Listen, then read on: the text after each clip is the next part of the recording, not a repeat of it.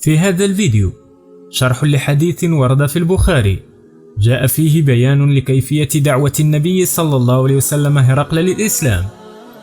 وصلت رسالة المصطفى صلى الله عليه وسلم إلى هرقل، فبحث عن رجل من قريش فوجد أبا سفيان، ثم طلب وسأله عدة أسئلة استنتج من خلالها حقيقة نبوة المصطفى صلى الله عليه وسلم. فما هي هذه الأسئلة التي سألها هرقل لأبي سفيان؟ هذا ما سنتعرف عليه في هذا الفيديو، فابقوا معنا.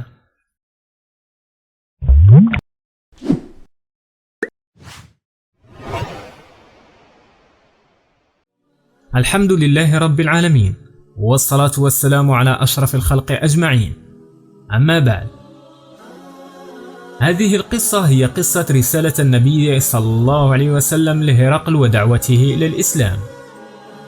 روى البخاري رحمه الله تعالى في صحيحه عن عبد الله بن عباس أن أبا سفيان بن حرب أخبره أن هرقل أرسل إليه في ركب من قريش، وكانوا تجارا بالشام في المدة التي كان الرسول صلى الله عليه وسلم ماد فيها أبا سفيان وكفار قريش.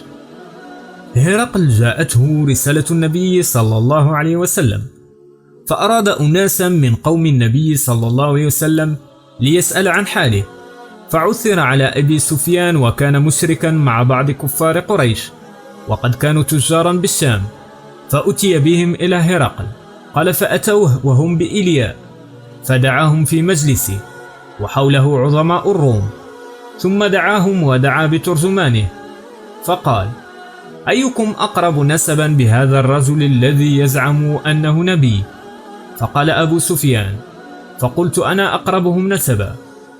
فقال: ادنوه مني وقربوا أصحابه فاجعلوه عند ظهره. ثم قال لترجمانه: قل لهم إني سائل عن هذا الرجل، فإن كذبني فكذبوه.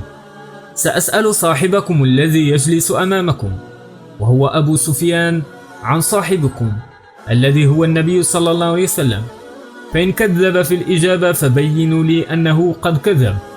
يقول أبو سفيان: فوالله لولا الحياء من أن يأثر علي كذبا لكذبت عنه.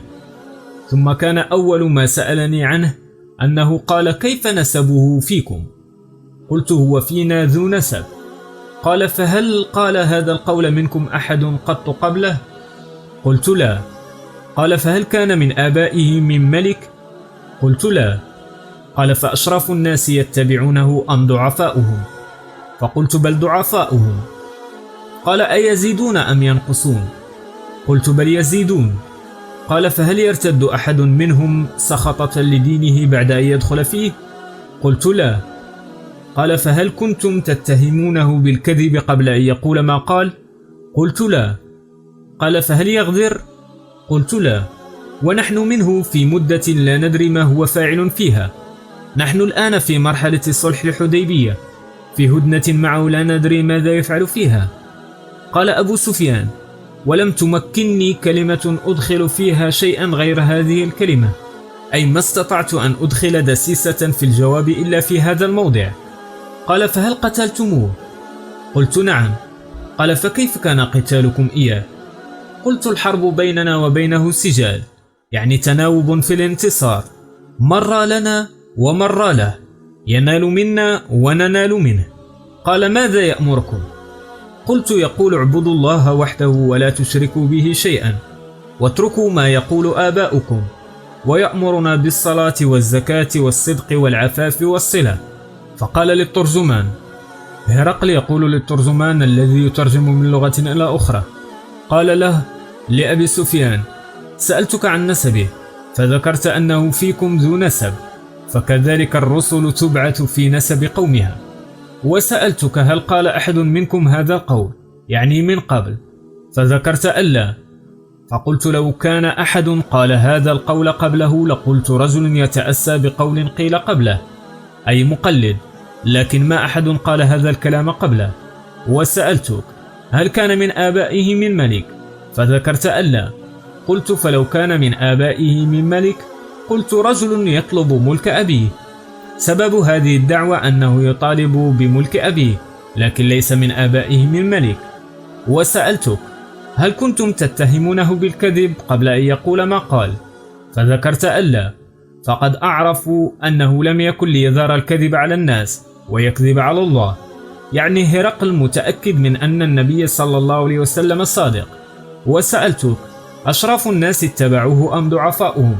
فذكرت أن ضعفاءهم اتبعوه وهم أتباع الرسل. هرقل يعرف أن أتباع الرسل هم الضعفاء. وسألتك: أيزيدون أم ينقصون؟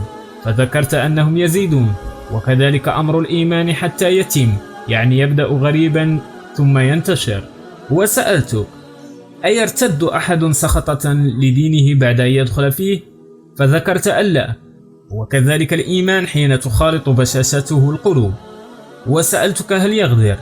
فذكرت ألا، وكذلك الرسل لا تغدر. وسألتك: بما يأمركم؟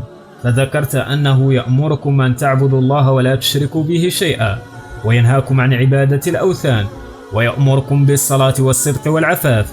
فإن كان ما تقول حقا فسيملك موضع قدمي هاتين، وقد كنت أعلم أنه خارج، ولم أكن أظن أنه منكم، فلو أني أعلم أني أخلص إليه لتجشمت لقاءه، ولو كنت عنده لغسلت عن قدمه.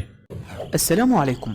لا تنسوا الإعجاب والاشتراك في القناة تشجيعا لنا لمزيد من العطاء والتألق.